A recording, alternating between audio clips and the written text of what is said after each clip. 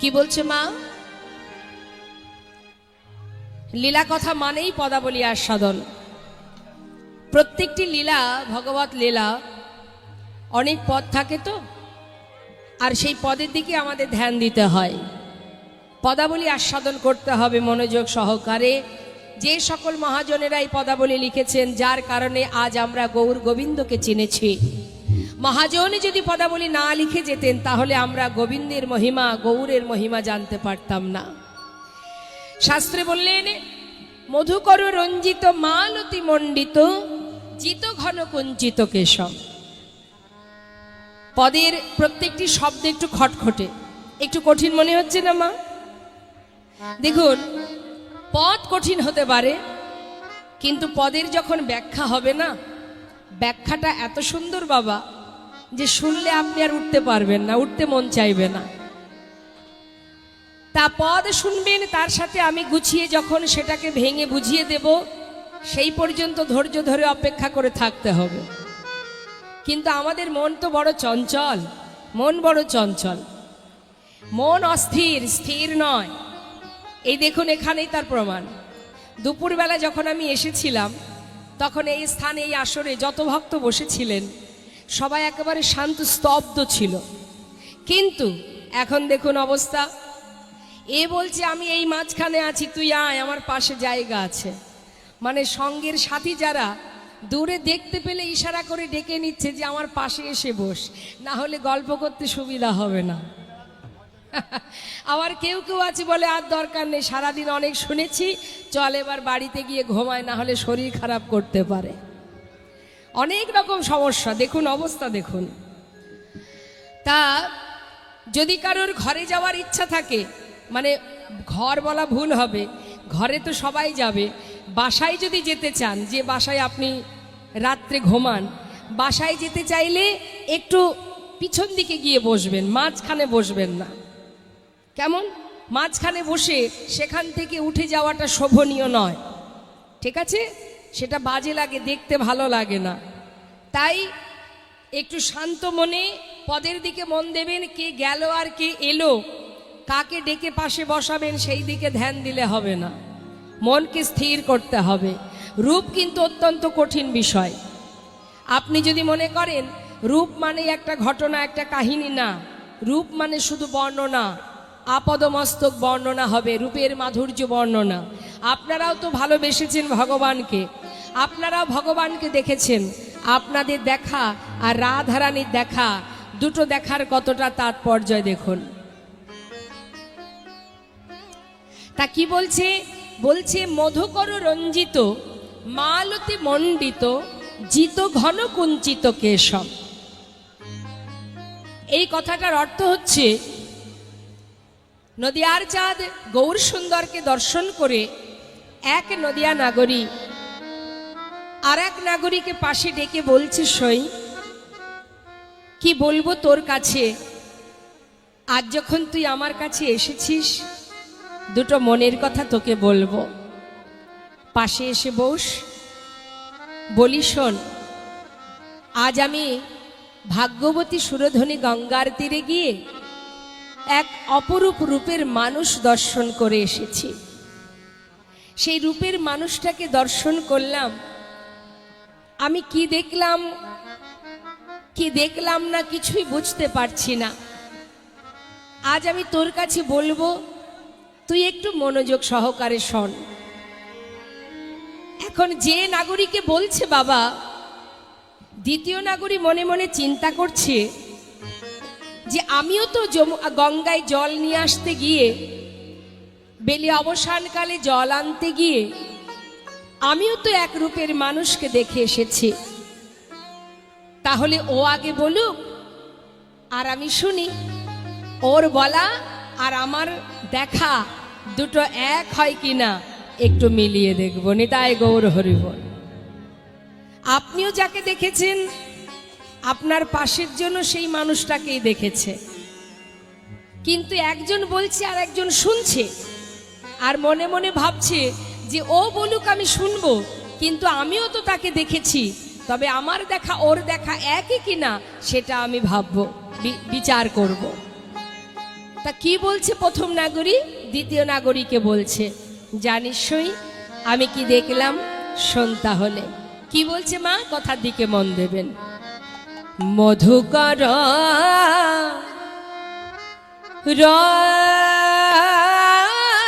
রঞ্জিত গোরার মালতী মণ্ডিত জিত ঘন কুঞ্চিত কেশ মধুকর রঞ্জিত মালতী মণ্ডিত জিত ঘন কুঞ্চিত কেশ মধুকর রঞ্জিত মালতী মণ্ডিত জিত ঘন কুঞ্চিত কেশ মধুকর রঞ্জিত কোন ভাগ্যবতী সাজায়েছে, কোন ভাগ্যবতী হরিব সাজাইছে, কোন ভাগ্যবতী সাজায়েছে, কোন ভাগ্যবতী সাজাইছে, হই না মালতী মালা দিয়া, কোন ভাগ্যবতী সাজায়েছে, মালতী মালা দিয়া কোন ভাগ্যবতী সাজায়েছে, হই না মালতীর মালা দিয়া আমার গড়া বন মালিকে, মালতীর মালা দিয়া আমার গোরা বনমালিকে, হই না মালতীর মালা দিয়া আমার গোরা বনা মালিকে, আহা মালতীর মালা দিয়া কোন ভাগ্যবতী আজ সাজাইছে, হরিবল হরিবল। কি বলছে বাবা? বলছে মধুকর রঞ্জিত মালতী মণ্ডিত জিত ঘন কুঞ্চিত কেশম। কোন রমণী, কোন ভাগ্যবতী আমার গোরা বনমালীকে সাজিয়েছে এত সুন্দর মালতী ফুলের মালা গেথে। তা বলছে এই যে ব্যাখ্যা করলেন সুন্দর করে, যে কথাটা পদটা লিখেছেন মহাজন, মধুকর রঞ্জিত। মধুকর কাদের বলে বাবা? যারা মধু পান করে তাদের বলা হয় মধুকর। মায়েরা একটু মন দেবেন, চোখ দুটো এদিক ওদিকে ঘোরাবেন না, তাহলে আমার চোখটাও ঘুরবে। আপনারা ঘোরালেই আমার চোখ ঘুরবে। আপনারা আমার দিকে তাকিয়ে থাকবেন, আমিও আপনাদের দিকে তাকিয়ে থাকবো, কেমন? আর সামনে বসে যদি সারাক্ষণ এদিক ওদিক করেন তাহলে তো আর রক্ষে হবে না। আমার দিকে তাকান।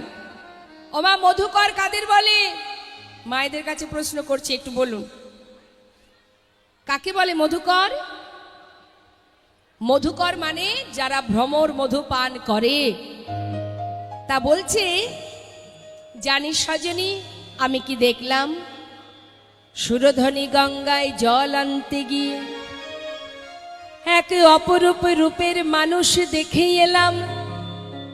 দেখলাম তার কণ্ঠে এক মালতী ফুলের মালা, কিন্তু দেখে মনে হলো সেটা মালতী ফুলের মালা নয়, যেন মনে হচ্ছে মধুকর দ্বারা রঞ্জিত মালতী মণ্ডিত। মধুকর দ্বারা রঞ্জিত মানে এ আবার কেমন কথা? মানে ভ্রমর দ্বারা রঞ্জিত।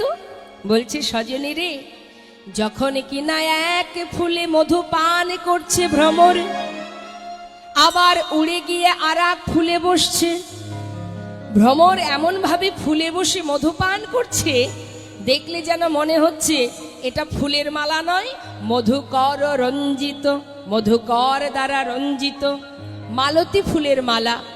কিন্তু যখন এক ফুল থেকে উড়ে গিয়ে ভ্রমর আর এক ফুলে বসছে, তখন বুঝলাম যে এটা ভ্রমর দ্বারা রঞ্জিত নয়, এটা মালতী ফুলের মালা। হরি বল।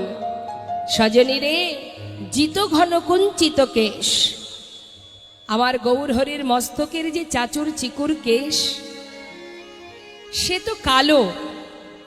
এই চাচুর চিকুর কেশ সে তো কালো বাবা, কিন্তু তার থেকে ভ্রমর আরো কালো। বলছে জয় করেছে ওই যে চাচুর চিকুর কেশ, ওই যে কালো কেশ, তাকে জয় করেছে এই মধুকর। সজনী, শুধু তাই নয়, আরো কি দেখলাম জানিস? জানিস, সেই অপরূপ রূপের মানুষ দর্শন করে, ওরে সজনী রে, আমার বলিতে যা কিছু ছিল আমি সবে তার চরণে সঁপে দিয়েছি। সজনী, জানিস, সেই মধুকর রঞ্জিত মালতী মণ্ডিত জিত ঘন কুঞ্চিত কেশ। আরো কি দেখলাম? দেখলাম কি জানিস? আমি দেখলাম তিলক কবি নিন্দিত,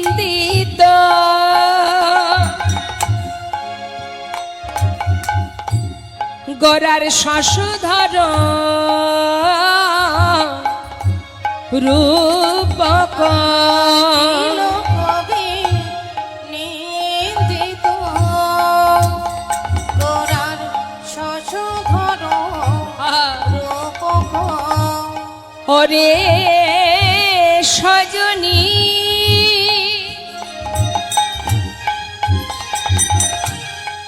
ওরে আমার প্রাণ সজনী, আমি কি দেখলাম জানিস? দেখলাম তিলক কবি নিন্দিত,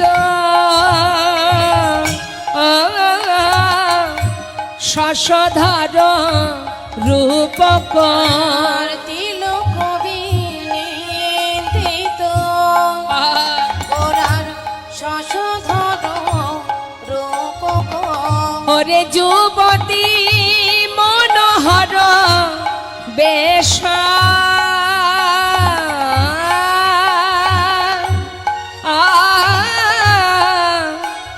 ওরে যুবতী মনোহর বেশ, সজনী রে, আজ যুবতী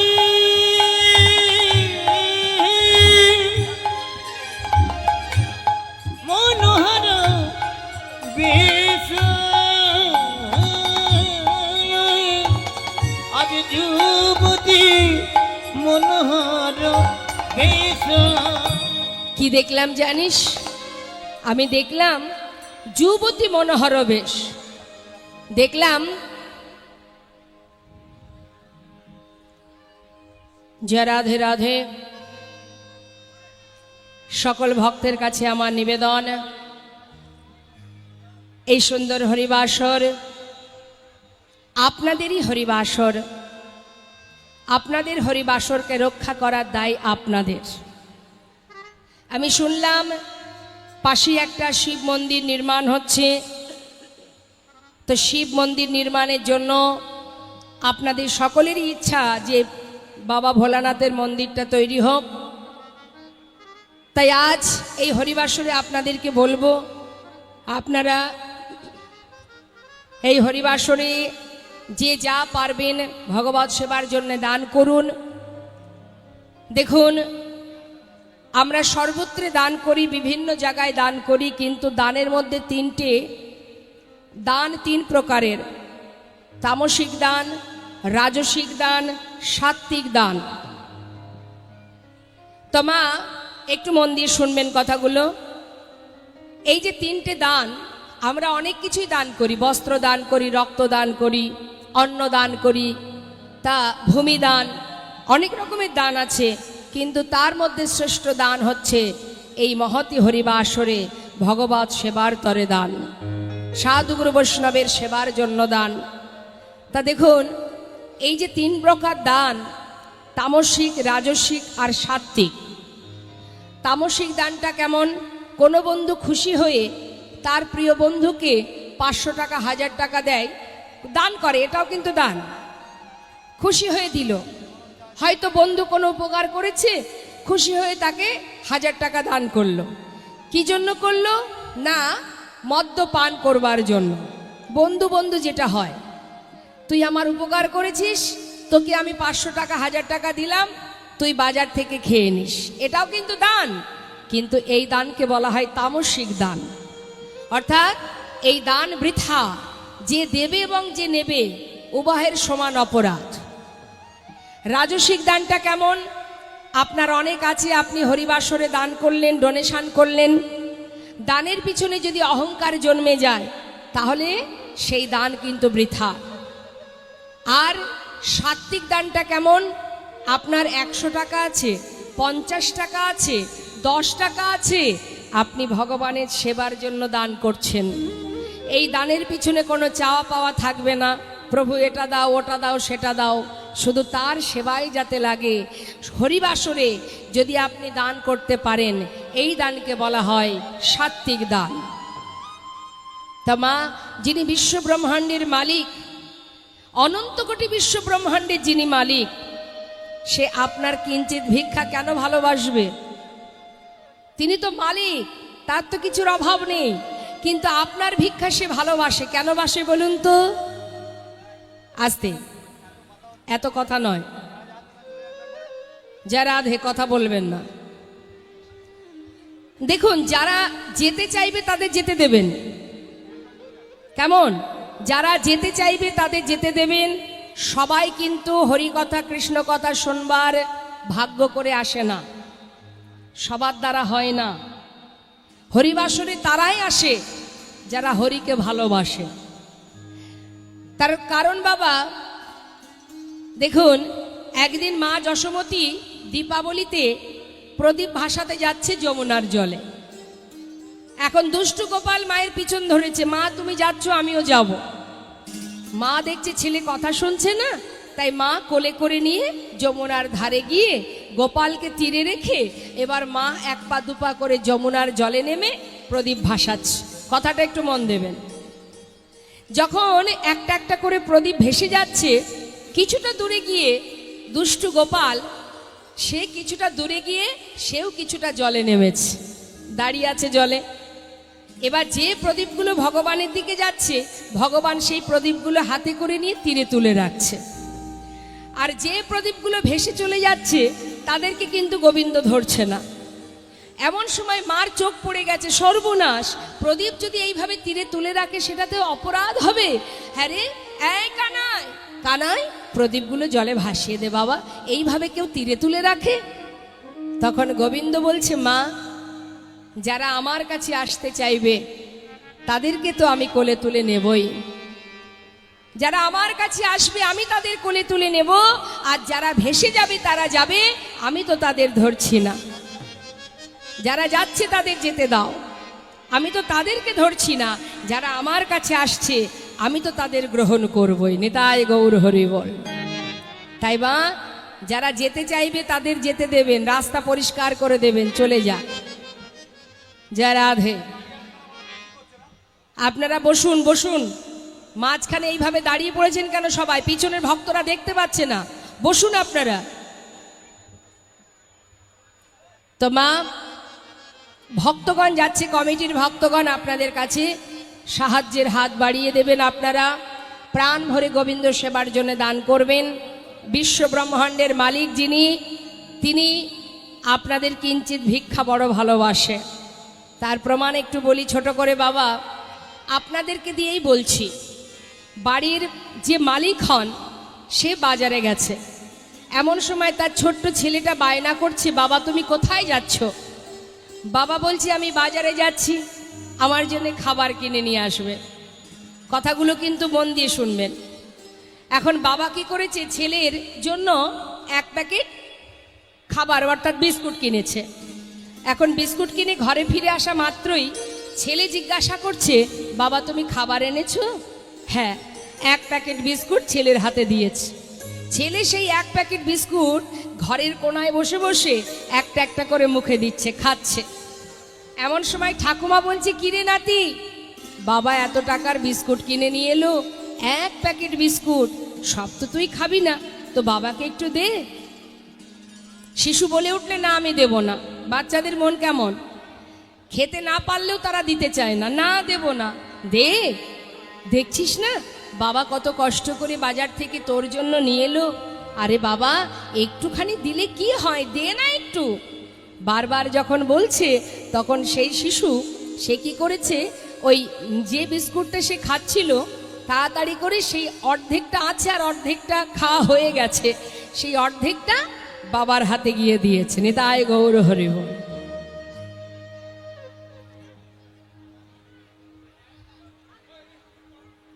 কি হয়েছে, এনাকে ডাকুন তো, এই মাকে ডাকুন, এই যে পিছন ফিরে বসে আছে,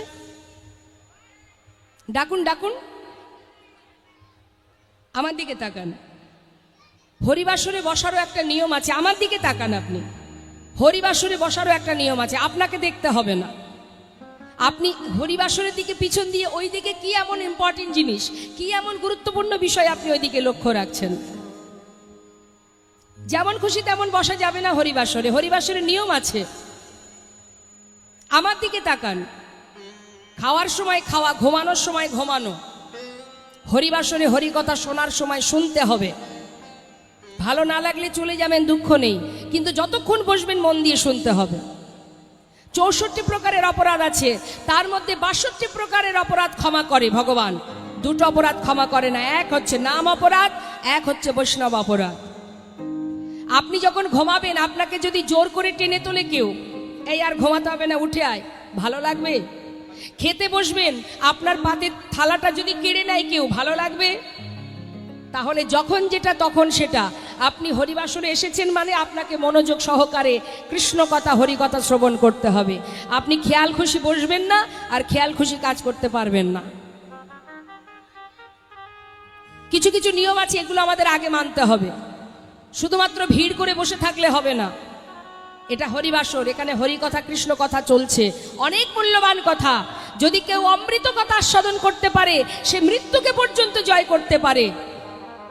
7 দিন পরমায়ু রাজা পরীক্ষিত, যে কিনা 7 দিন ভাগবত শ্রবণ করে সে তার অভিশাপ থেকে মুক্ত পেয়ে বৈকুণ্ঠের নারায়ণ ভগবানের চরণ পাদপদ্ম পেয়েছিল। 7 দিন তার পরমায়ু ছিল রাজা পরীক্ষিত। আর আপনি আমি জানি না এখন আছি, একটু পরে থাকবো কিনা। তাহলে আমাদের কি করা উচিত?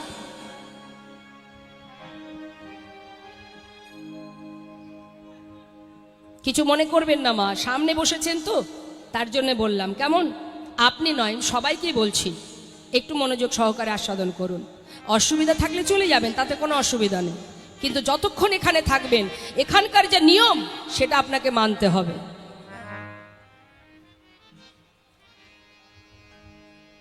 তো যে কথাই ছিলাম বাবা, ছোট্ট শিশু ঘরের কোণে বসে বিস্কুট খাচ্ছে, ঠাকুমা বারবার বলাতে অর্ধেকটা খেয়েছে আর অর্ধেক বাকি আছে, সেটা গিয়ে ঠাকুমার কথা মতো বাবার হাতে দিয়েছে। বাবা সেই অর্ধেক বিস্কুটটা ঘরের কোণায় বসে একটু একটু করে খাচ্ছে। এখন আপনাদের কাছে আমার প্রশ্ন, যে বাবার কাছে এত টাকা আছে, যে মালিক, সেই মালিক বাজারে গিয়ে 1 প্যাকেটের জায়গায় 2 প্যাকেট বিস্কুট তো কিনে খেতেই পারতো বাবা। তা না খেয়ে ওই তার সন্তানের দেওয়া অর্ধেক বিস্কুটটা একটু একটু করে খাচ্ছে, আর যেন মনে হচ্ছে কি আনন্দ কি সুখ, সন্তানের দেওয়া বিস্কুট। হ্যাঁ, এটাই হচ্ছে আমাদের জানার বিষয়, যে ভগবান বিশ্বব্রহ্মাণ্ডের মালিক, কিন্তু তারই সম্পদ, তারই সব, আমার কিছুই নয় বাবা। তথাপিও আপনি যেটুকু ভালোবেসে দেবেন ভগবানকে, ভগবান সেটুকুর জন্য হা করে বসে থাকে। বলে আমার ঘর নেই বাড়ি নেই, যে ভক্ত আমাকে ডাকে আমি তার ঘরে যাই। হরি বল। বলছে তোমার বাড়ি কোথায়? বলে আমার তো ঘর বাড়ি নেই, আমাকে যে ডাকে আমি তার ঘরে যাই। ভক্ত যদি ডাকে আমি তার ঘরে যাই। তাহলে মা, আজ ভক্তগণ আপনাদের কাছে গেছে, আমি বলবো 1 টাকা 2 টাকায় আজকাল কিছু হয় না। আপনারা কিন্তু কৃপণতা করবেন না। করি না বাবা, আমরা কৃপণতা করি। দেখবেন যদি আমি এই কুচবিহারে কোনো একটা জায়গায় এসেছিলাম বাবা, কোথায় আমি ভুলে গেছি, তার 4-5 বছর আগের কথা।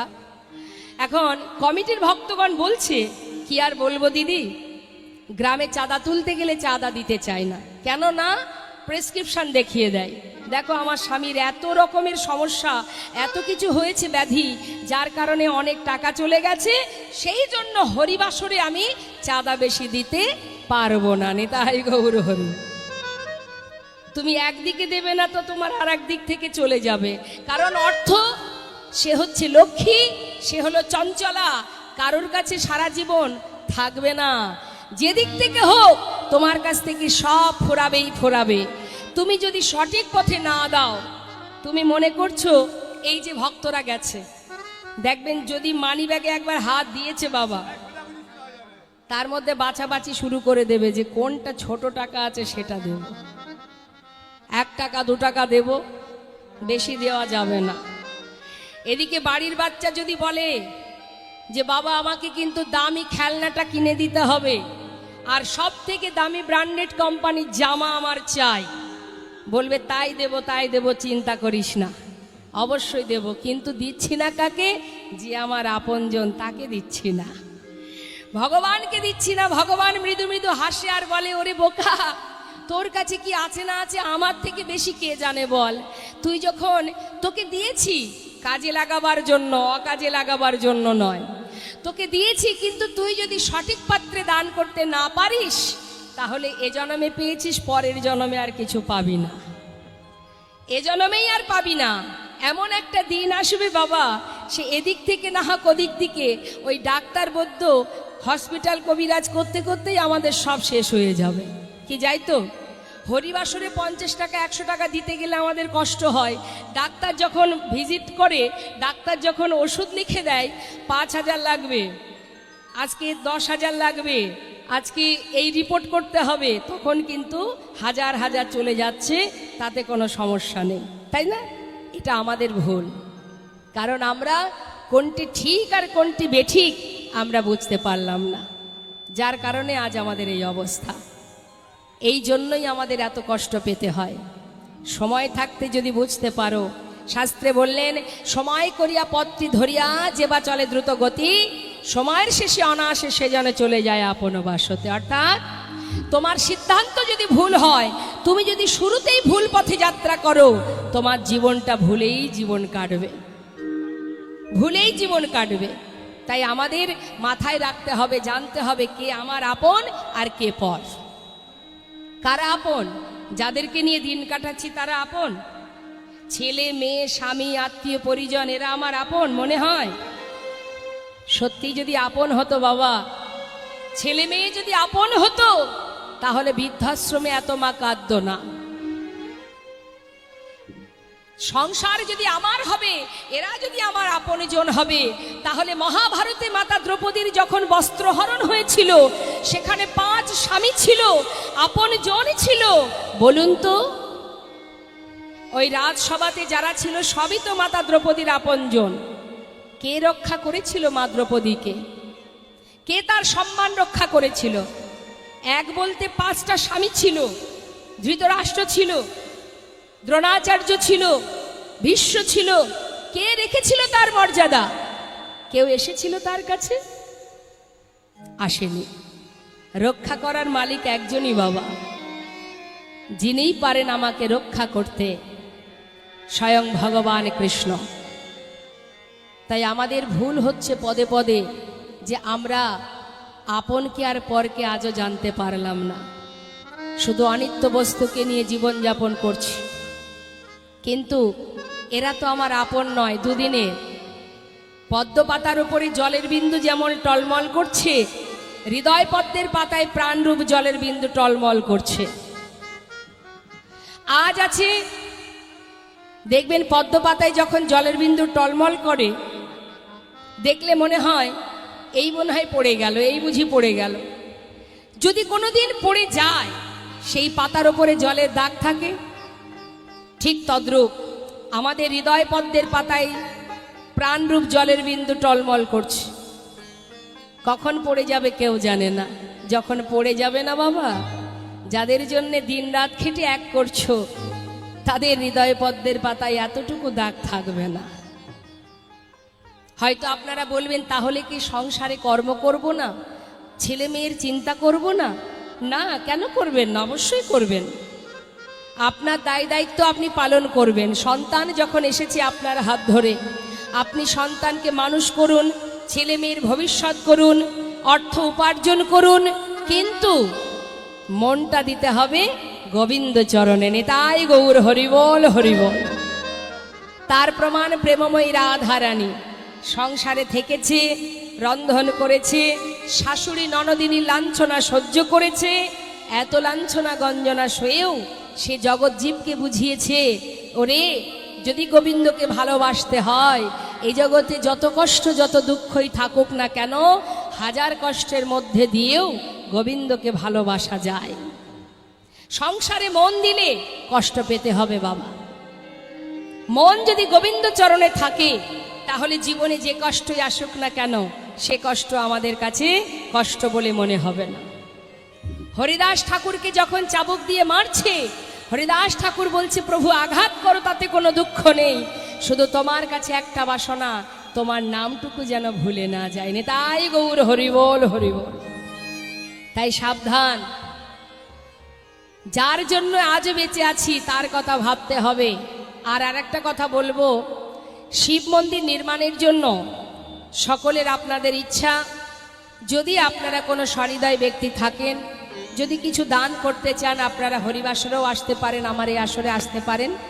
আমি অবশ্যই, যিনি দান করছেন, যদি কিছু দান করতে চান আছে, যদি এখানে থেকে থাকে তাহলে আসবেন। আপনারা যদি একটু বেশি কিছু ভগবানের জন্য, মন্দির নির্মাণের জন্য দান করেন, অবশ্যই আমার এই আসরে আসুন। আমি নিজেই ঘোষণা করব, আসুন আপনারা আর মন দিয়ে লীলা শ্রবণ করুন। জয় রাধে, জনেতায় জয় গো। তো যে কথায় ছিলাম, মা কি বলছে, সখীরে আমি দেখলাম হরিচন্দনে সাজায়েছে, হরি বলা সেই বদনখানি।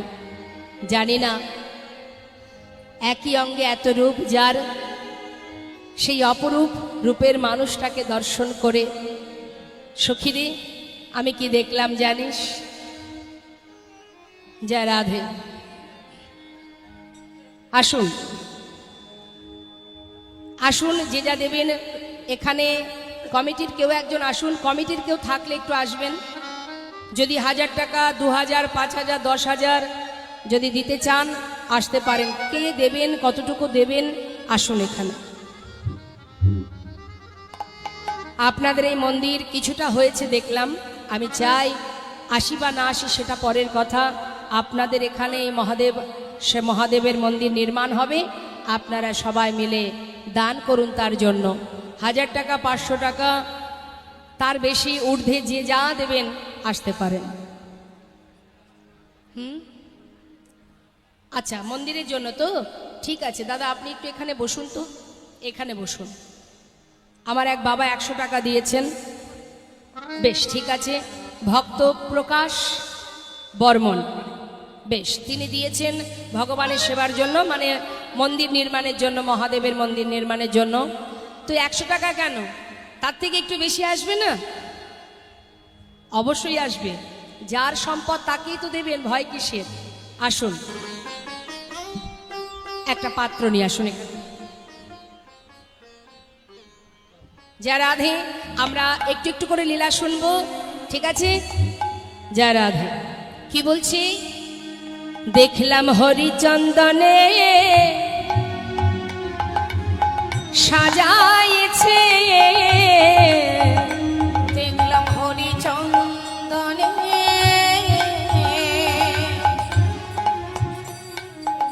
সাজায়েছে, ওই না হরি বলা বদন খানি,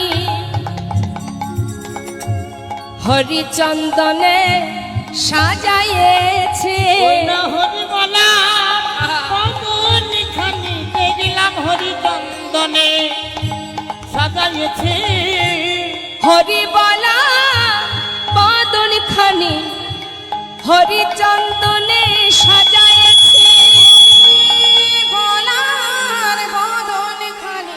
হরিচন্দনে সাজাইছে হরি বলার বদন খানি হরিচন্দনে সাজাইছে আহা যুবতী মনোহর বেশা ওই না যুবতী আজ মনোহর বেশ আজ যুবতী মনোহর বেশ বাবা আজ কত সুন্দর বলছে জানিস সজনী আমি দেখলাম নিন্দিত হাট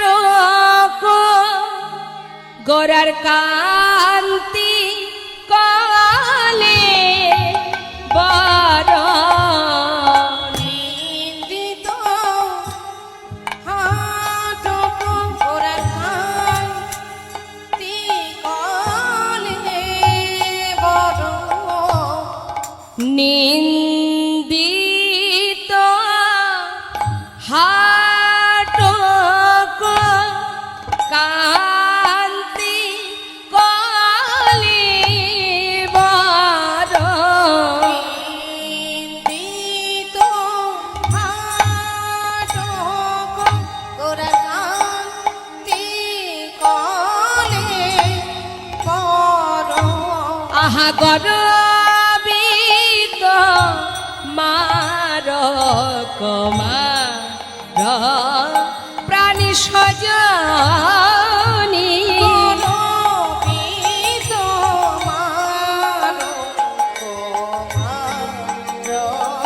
প্রাণ সজনী গরবিত মার কমার প্রাণী সজনী গরবিত মার বাবা হরি বল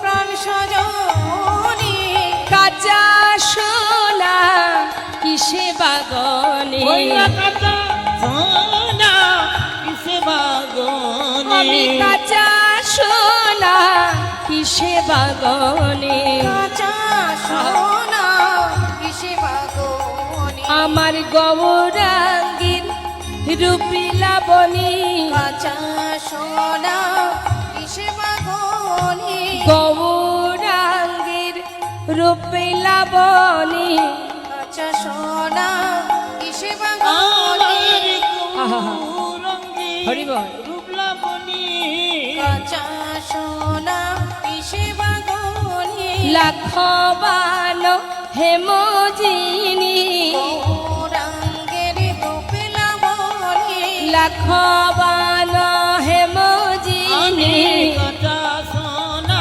কিসে বাগনে গৌরাঙ্গীর রূপী লাবণী কাঁচা সোনা কিসে বাগনি সে যে লাখবান হেমজিনী কাঁচা সোনা কিসে বাগনি আমার গৌরাঙ্গের রূপ লাবণী কাঁচা সোনা কিসে বাগনি লাখবান হেমজিনী গৌরাঙ্গের গোপে লাবণী লাখবান হেমজিনী কাঁচা সোনা কিসে বাগনি আহা গৌরাঙ্গের রূপ লাবণী কাঁচা সোনা কিসে বাগনি লাখবান হেমজিনী কাঁচা সোনা কিসে বাগনি গৌরাঙ্গের রূপ লাবণী আমি কাঁচা সোনা কিসে বাগনে লাখবানো হেমজিনী আমি কাঁচা নিতাই গৌর হরি বল হরি বল গৌর হরি বল আমি কাঁচা সোনা কিসে বাগনে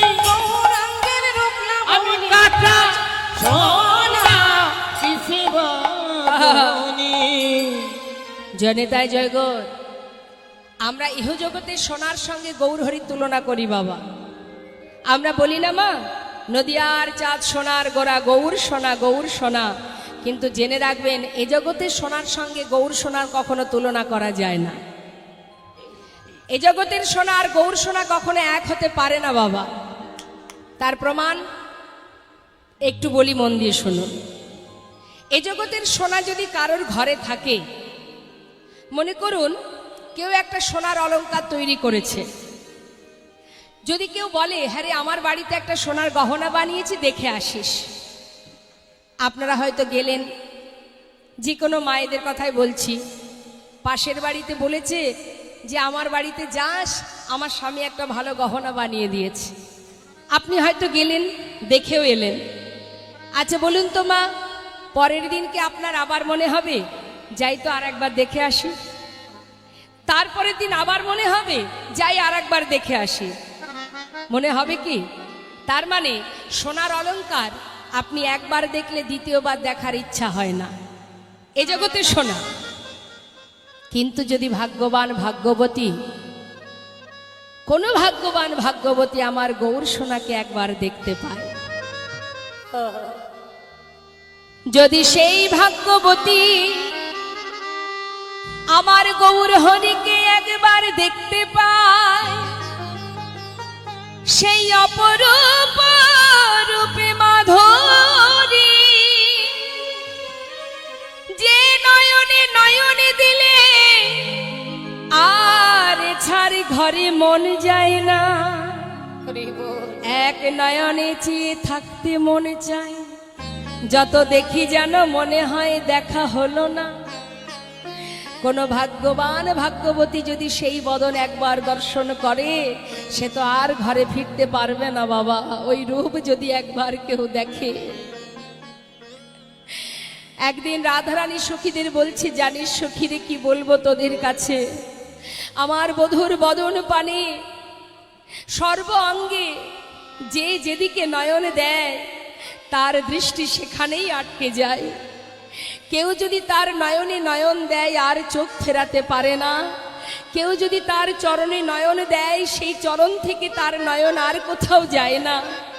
তার অঙ্গের যেখানে যেদিকেই তাকা তার দৃষ্টি সেখানেই আটকে যায়, সেখান থেকে আর কোথাও যায় না, কোনো দিকে তাকাতে মন চায় না। এমনই সেই রূপ মাধুর্য।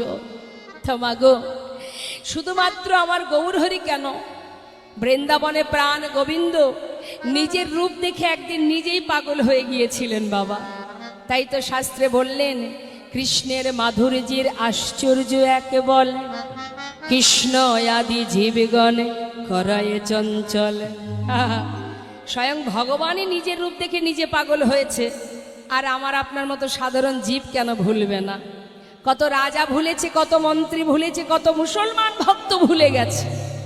সম্রাট আকবর যে কিনা গৌর রূপ দর্শন করে তিনি বলেছিলেন, জিও জিও মেরা মান চোরা গোরা, জয় হোক যে আমার মনকে চুরি করেছে। आप ही नाच तो आपन रसे भरा, ওই ছন প্রভু কো যাই বলিহারি, সম্রাট আকবর তেরা প্রেম ভিখারি। সম্রাট আকবর নিজেই গৌর হরির প্রেমে পাগল হয়েছিলেন। কত মুসলমান ভক্তের কথা বলবো যারা গৌরকে দর্শন করা মাত্রই চিরতরে গৌর চরণে নিজেকে সঁপে দিয়েছে।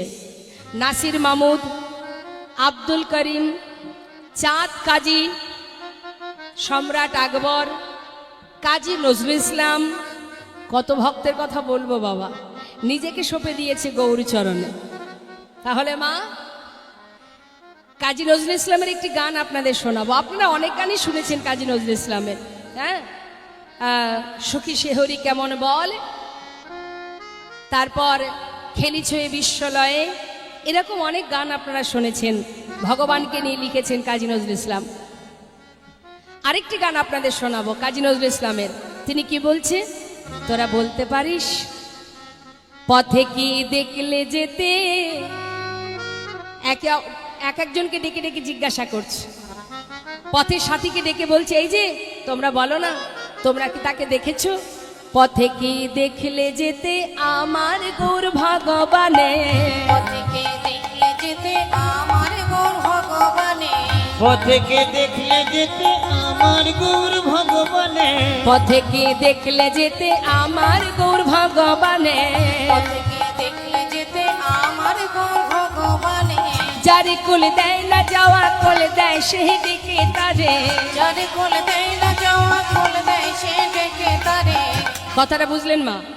যারে কোল দেয় না যাওয়া, অর্থাৎ যাকে কেউ কোল দেয় না, মানে যাকে কেউ কোলে তুলে নেয় না, বুকে তুলে নেয় না, সবাই যাকে ঘৃণা করে আমার গৌর হরি তাকে বুকে টেনে নেয়।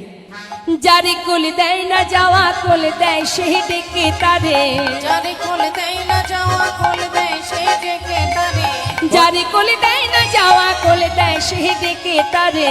যারে কোল দেয় না যাওয়া কোল দেয় সে ও ডেকে তারে। পথেকে দেখলে যেতে আমার গৌর ভগবানে, দেখলে যেতে আমার কোন ভগবানে, দেখলে যেতে আমার কোন ভগবানে।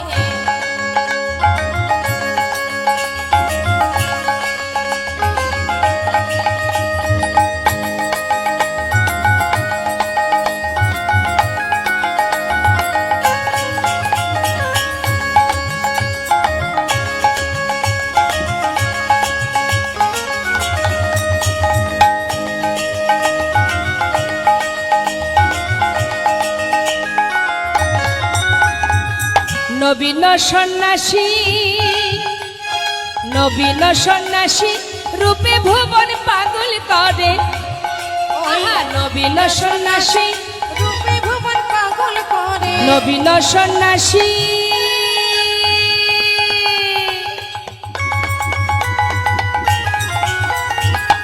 বাবা নবীন সন্ন্যাসী কেন বলল? প্রভু গৌরহরি তিনি যখন সন্ন্যাসী হয়েছিলেন তখন বয়স ছিল 24 বছর। তাই বলছি নবীন সন্ন্যাসী রূপে ভুবন আলো করে। নবীন সন্ন্যাসী ওই না রূপে ভুবন আলো করে।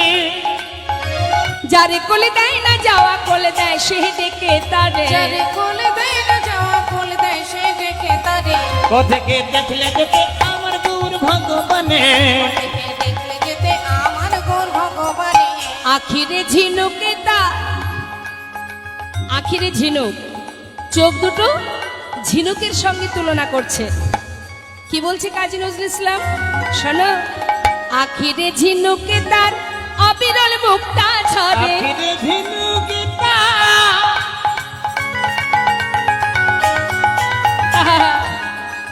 ওই না অবিরল মুক্তা ঝরে। হরে কৃষ্ণ। ওমা মুক্তার ঝিনুক, ঝিনুকের ভিতরে কি থাকে? কোথায় থাকে মুক্তা? ঝিনুকের মধ্যে থাকে তো। বলছে যে গৌরহরির দুটি নয়ন যেন মনে হচ্ছে দুটো ঝিনুক, আর ঝিনুকের ভিতর দিয়ে কি আসছে? মুক্তা ঝরে ঝরে পড়ছে। মুক্তা মানে কোথায়? গৌরহরির চোখ থেকে যে জলের বিন্দুগুলো পড়ছে, হা কৃষ্ণ কৃষ্ণ বলে কাঁদছে, চোখ থেকে যে জলগুলো পড়ছে, জলের ফোঁটা, সেই জলের বিন্দুগুলো দেখলে যেন মনে হচ্ছে এটা জলের বিন্দু নয়, ঝিনুক, ঝিনুকের ভিতর থেকে মুক্তা ঝরে ঝরে পড়ছে। কত সুন্দর ভজন। কাজী নজরুল ইসলাম বলছে, আহা আখিরে ঝিনুকে তাহার অবিরল মুক্তা ঝরে। আখিরে ঝিনুক তার অবিরল মুক্তা ঝরে। কেঁদে কেঁদে কৃষ্ণ নাম ভিক্ষা মাগে দাঁড়ে দাঁড়ে। কেঁদে কেঁদে কৃষ্ণ নাম ভিক্ষা মাগে দাঁড়ে ওই না দাঁড়ে। কেঁদে কেঁদে কৃষ্ণ নাম ভিক্ষা মাগে দাঁড়ে দাঁড়ে। পথেকে দেখলে যেতে আমার গৌর ভগবানে। পথেকে দেখলে নিতাই যেতে গৌর হরি বল হরি বল।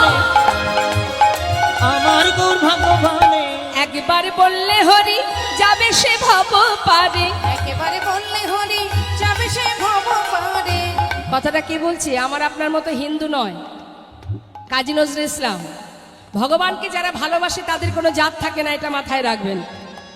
আপনাদের বোঝানোর জন্য আমি বলছি, কিন্তু ভগবানকে যারা ভালোবাসে তাদের একটাই পরিচয়, তারা ভগবানের দাস, তাদের আলাদা কোনো জাত নেই। তাই বলছে একবার বললে হরি যাবে সে ভব পারে। কে বলছে? কাজী নজরুল ইসলাম বলছে, ওই শোনো শোনো, একবার বললে হরি যাবে সে ভব পারে। একবার বললে হরি,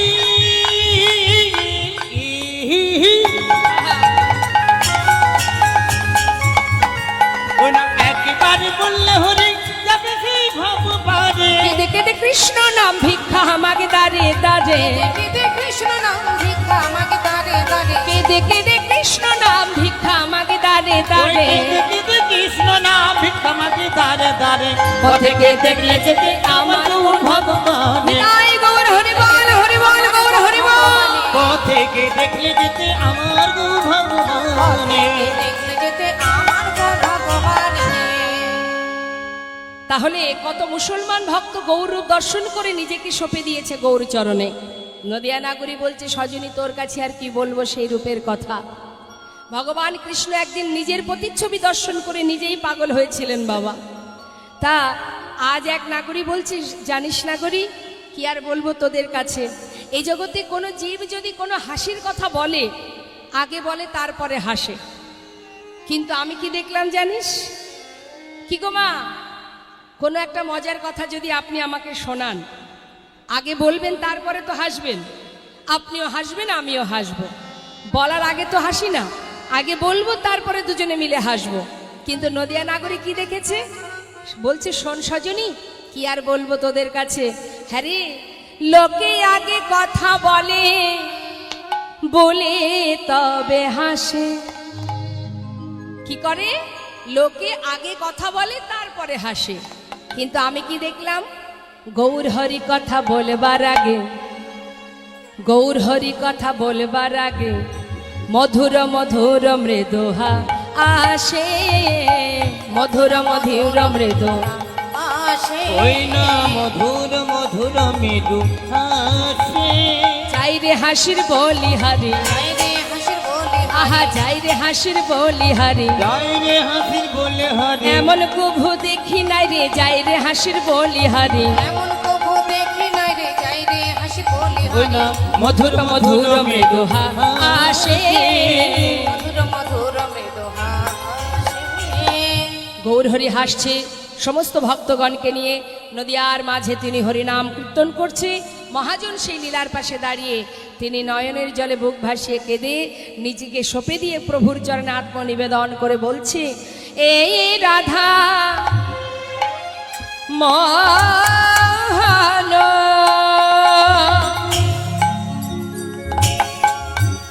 ক্ষোভিত দুরমতি, রাধা মোহন ক্ষোভিত দুরমতি, অগয়ে রাধা মহান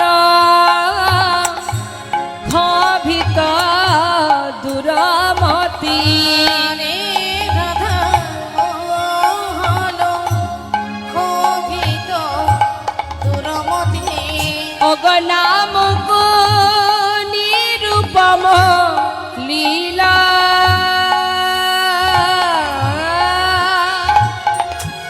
নামক নিরূপম লীলা।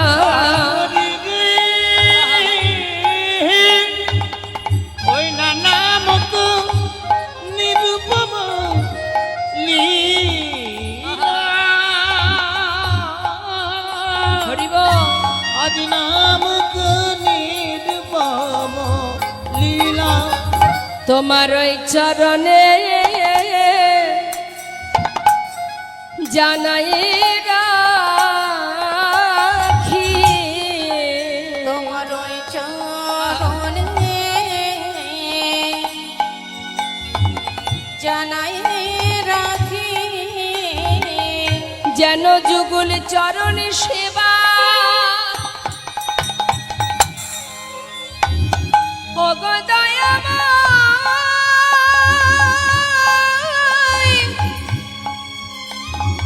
ওগো দয়াময়,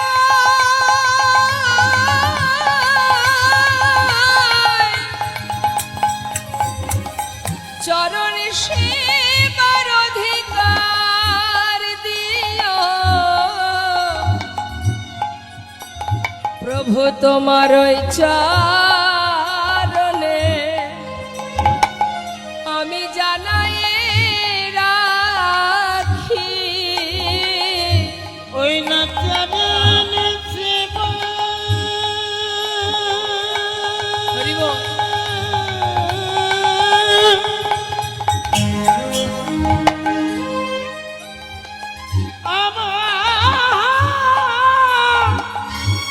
খোদাই গৌর হরি আমার বল। অধিকার দিও প্রভু গো, ওই চরণে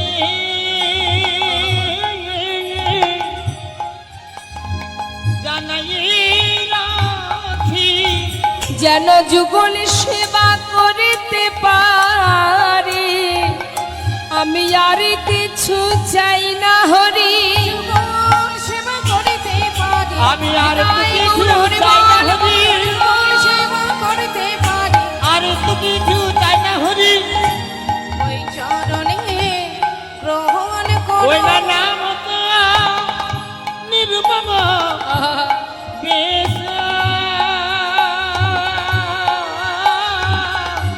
নাম তো নিরুপম বেশ। আহা! আজ আমরা রাধা মোহন দাসের সুন্দর পদাবলী দিয়ে গৌরচন্দ্রিকা আস্বাদন করলাম। এবার আমরা চলে যাব লীলা কথায়। আসুন সবাই মিলে আমরা উলুধ্বনি হরিধ্বনি করে শ্রীধাম বৃন্দাবনে লীলা আস্বাদনে আমরা সবাই অগ্রসর হব। একবার উলুধ্বনি, মায়েরা উলুধ্বনিটা কোথায় গেল?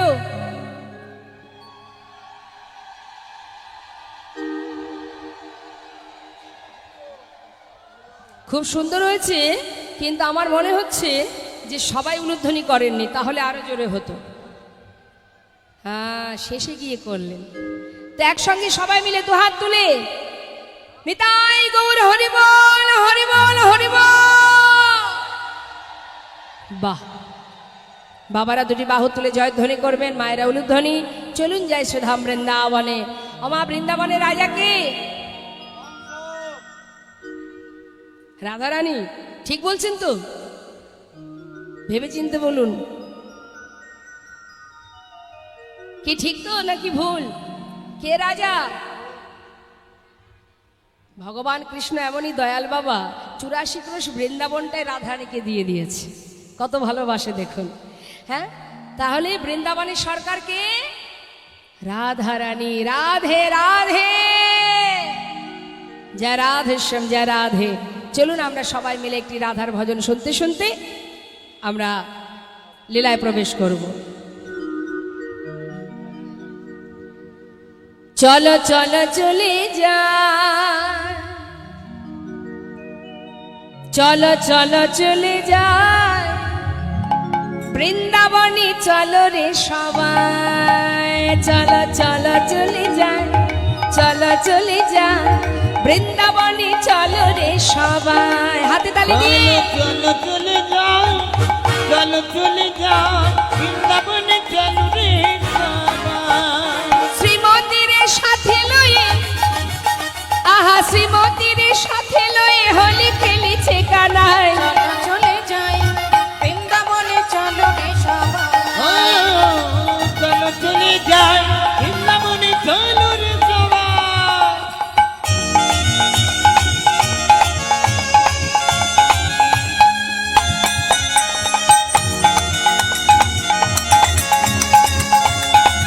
प्रेम से बोलिए राधा रानी की।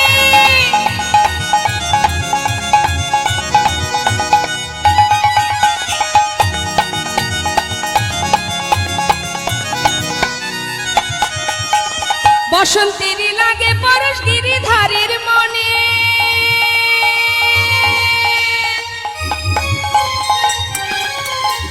ফাগের রঙে খেলে হরি রাধা রানীর সনে। বসন্তেরই লাগে পরশ গিরিধারীর মনে, আগে রঙে খেলে হোলি রাধা রানীর সনে। রঙিন হলো কানুর রঙে, তাই নাকি? রঙিন হলো কানুর রঙে আয়ানের ঘর নিতাই। চলো চলে যাই বৃন্দাবনে, চলো রে সবাই। চলো চলো চলে যাই বৃন্দাবনে, চলো রে সবাই।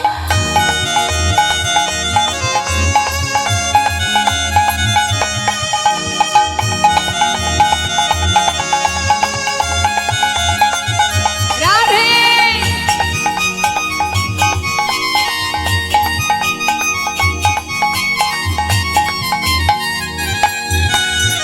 রাধে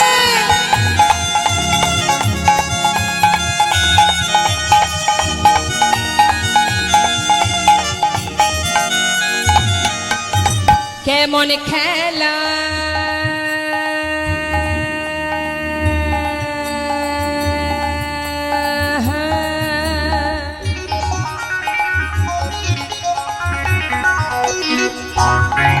হায় কেমন খেলা, কেমন খেলা, আহা কেমন খেলা খেলে আমার মদন মোহন, মদন মোহন প্রেমের রঙে রাঙায় হয় বলারি মন। কেমন খেলা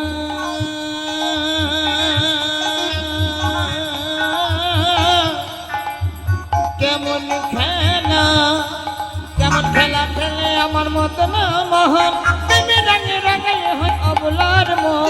শ্রীমতী রইলা যুগ বদল, তাই নাকি? দেখে শ্রীমতী রইলা যুগ বদল, কৃষ্ণচূড়া রাঙাটাই চলো চলে যা। বৃন্দাবনে চলো রে সবাই, একবার চলো চলে যায় বৃন্দাবনে, চলো রে সবাই, বৃন্দাবনে চলো রে সবাই, তাই গৌর হরি বলে রাধে রাধে।